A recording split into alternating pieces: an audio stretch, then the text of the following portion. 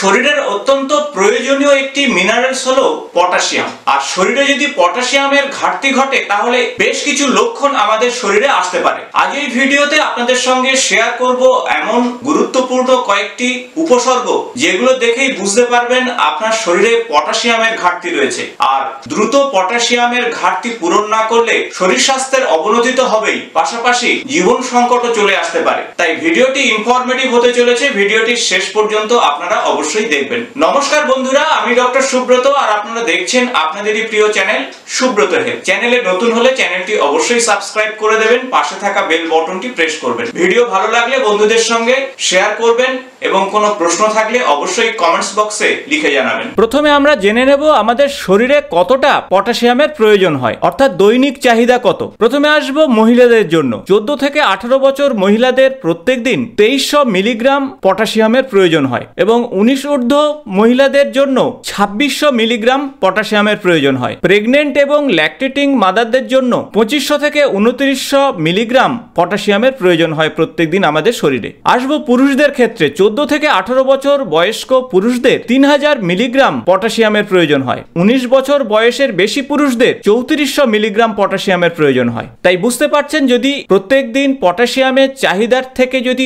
কম potassium আপনার শরীরে যায় এবং দীর্ঘদিন চলতে থাকে তাহলে কিন্তু পটাশিয়ামের ঘাটতির জন্য বেশ কিছু স্বাস্থ্য সমস্যা চলে আসতে পারে। সেই বিষয় নিয়ে এই ভিডিওতে আমরা জেনে নেব। পাশাপাশি জেনে নেব কোন কোন খাদ্যের মধ্যে আপনারা প্রচুর পরিমাণে পটাশিয়াম পাবেন এবং কোন কোন খাদ্য ডায়েট চার্টে রাখবেন। এবং ভিডিওর শেষে আমরা জেনে নেব কোন কোন খাদ্য ডায়েট চার্টে রাখলে শরীরে পটাশিয়ামের চাহিদা পূরণ হবে। শরীরে খাদ্য উপাদানের পাশাপাশি বেশ কিছু ভিটামিন এবং মিনারেলসের প্রয়োজন হয়। তার মধ্যে অন্যতম হলো পটাশিয়াম। যদি দেখেন আপনারা সাধারণ কাজ করতে করতে ক্লান্ত হয়ে পড়ছেন, যা আগে ছিল না, এবং কোনোভাবেই কাজ করে উঠতে পাচ্ছেন না, পেশিতে শক্তি পাচ্ছেন না, আর এগুলো কিন্তু পটাশিয়ামের ঘাটতি হতে পারে।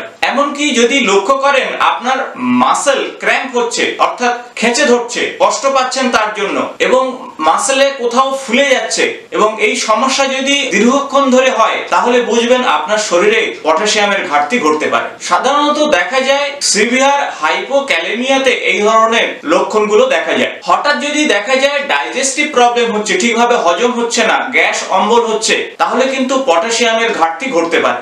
এমনকি কনস্টিপেশনের সমস্যাও যদি হঠাৎ চলে আসে আর যা আগে ছিল না, এগুলো দেখলে অবশ্যই আপনার ব্লাডে পটাশিয়াম লেভেলকে দেখা অত্যন্ত জরুরি। পটাশিয়ামের ঘাটতির জন্য ব্লাড সার্কুলেশন ঠিকভাবে হবে না এবং তার ফলে হার্টের রিদম অনেকটাই ব্যাহত হবে। তাই আপনার শরীরে অ্যাবনর্মাল হার্টবিট দেখা দিতে পারে। আর হঠাৎ যদি এমনটাই হয় তাহলে পটাশিয়ামের ঘাটতি ঘটতে পারে। শ্বাসকষ্টের মতন সমস্যা কিন্তু চলে আসতে পারে পটাশিয়ামের অভাবে। সিভিয়ার পটাশিয়াম ডেফিসিয়েন্সিতে ব্রিদিং ট্রাবল অর্থাৎ শ্বাসকষ্ট আসতে পারে, এমনকি মৃত্যুও পর্যন্ত হতে পারে পটাশিয়ামের ঘাটতির জন্য। কারণ লাংসের যে মাসেল রয়েছে সেই মাসেল প্রপারলি কাজ করতে পারে না, ফলে লাংস ফেলিওর হতে পারে এবং তার ফলে রেসপিরেটরি ফেলিওর হয়ে মানুষ মারা যেতে পারে। অনেক সময় দেখবেন হঠাৎ আপনার পায়ের তলা বা হাতের তলা জ্বালা করছে কিংবা ঝিনঝিন করছে, এগুলো কিন্তু পটাশিয়ামের ঘাটতির জন্য ঘটতে পারে। কারণ নার্ভ ফাংশন ঠিক রাখার জন্য পটাশিয়াম অত্যন্ত গুরুত্বপূর্ণ একটি মিনারেলস। যদি আপনার ডায়েট চার্টে পটাশিয়ামের সাপ্লিমেন্ট বা পটাশিয়াম জাতীয় খাদ্য না থাকে এবং দীর্ঘদিন আপনার শরীরে যদি পটাশিয়াম না যায়, সেই ঘাটতির জন্য এই সমস্যা চলে আসতে পারে। পলিইউরিয়ার মতন সমস্যা তৈরি হবে। পলিইউরিয়া মানে ঘন ঘন প্রস্রাব করা। এই প্রবণতা কিন্তু যদি আগে না থেকে থাকে, হঠাৎ যদি চলে আসে তাহলে বুঝবেন পটাশিয়ামের ঘাটতি ঘটতে পারে। অনেক সময় ডায়াবেটিসের পেশেন্টদের পলিইউরিয়া হতে পারে, তবে ডায়াবেটিস যদি না থেকে এই ধরনের সমস্যা হয় তাহলে কিন্তু পটাশিয়ামের ঘাটতির জন্য ঘটবে। এবং সেই সাথে পলিডিপসিয়া অর্থাৎ প্রচুর জল খাওয়ার প্রবণতাও বেড়ে যাবে। এর ফলে কিডনির উপরে প্রচুর প্রেসার পড়তে পারে। পটাশিয়ামের ঘাটতির জন্য ব্লাড প্রেসার অনেকটাই বাড়তে পারে। সাধারণত আমাদের শরীরে পটাশিয়াম এবং সোডিয়ামের ব্যালেন্স ঠিক থাকার জন্য ব্লাড প্রেসার নিয়ন্ত্রণে থাকে। পটাশিয়ামের লেভেল যখনই কমে যাবে শরীরে, সোডিয়ামের লেভেল কিন্তু বাড়তে থাকবে। আর শরীরে সোডিয়ামের লেভেল বাড়লে ব্লাড প্রেসার কিন্তু অনেকটাই বেড়ে যেতে পারে। তাই হঠাৎ যদি আপনার ব্লাড প্রেসার বেড়ে যায় তাহলে কিন্তু পটাশিয়ামের পরীক্ষা করা অত্যন্ত জরুরি। এমনকি আপনার ব্রেন ফাংশন ধীরে ধীরে কমে যাবে, অর্থাৎ ইম্পেয়ার্ড ব্রেন ফাংশন বা কোগ্নিটিভ ফাংশন।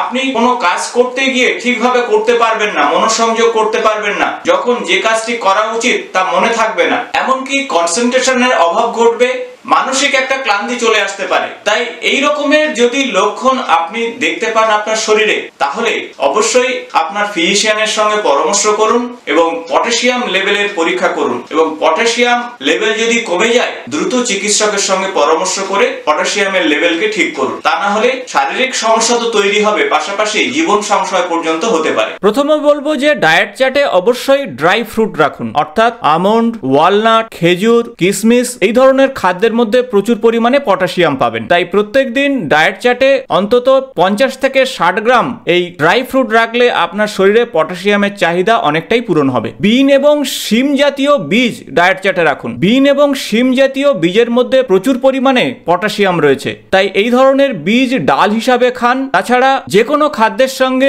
বিন এবং শিম জাতীয় বীজ রাখলে আপনাদের পটাশিয়ামের ঘাটতি কখনোই হবে না। তাছাড়া মিষ্টি আলুর মধ্যে প্রচুর পরিমাণে পটাশিয়াম পাবেন, বা গোল আলুর মধ্যেও পটাশিয়াম পাবেন। তাই মিষ্টি আলু এবং গোল আলু দুটোই কিন্তু আপনার ডায়েট চার্টে রাখতে হবে। পালং শাক এবং ব্রোকলি এই দুটো খাদ্যের মধ্যে প্রচুর পরিমাণে পটাশিয়াম রয়েছে, তাই খাদ্য তালিকাতে পালং শাক, ব্রোকলি অবশ্যই রাখুন। তাছাড়া অ্যাভোকাডোর মধ্যে প্রচুর পরিমাণে ডায়েটারি ফাইবার, অ্যান্টিঅক্সিডেন্ট এবং পটাশিয়াম পাবেন। পাকা কলা আপনারা প্রত্যেকেই খান, কিন্তু নিয়মিত পাকা কলা ডায়েট চার্টে রাখলে পটাশিয়ামের লেভেল ঠিক থাকবে। ভিটামিন সি যুক্ত খাদ্য হিসাবে কমলা লেবু বা যে কোনো লেবু জাতীয় বা টক জাতীয় ফল খাওয়া অত্যন্ত ভালো, কিন্তু পাশাপাশি এই খাদ্যের মধ্যে প্রচুর পরিমাণে পটাশিয়াম রয়েছে। তাই ডায়েট চার্টে অবশ্যই টক জাতীয় ফল অর্থাৎ কমলা লেবু, বাতাবি লেবু, মুসম্বি এগুলো রাখুন। ডাবের জলের মধ্যে ন্যাচারাল পটাশিয়াম পাবেন, তাই নিয়মিত সপ্তাহে 2 বা 3টে ডাব খেলে পটাশিয়ামের চাহিদা কিন্তু পূরণ হবে। পাকা অথবা কাঁচা টমেটোর মধ্যে প্রচুর পরিমাণে পটাশিয়াম পাবেন, তাই পটাশিয়ামের ঘাটতি যাতে না হয় ডায়েট চার্টে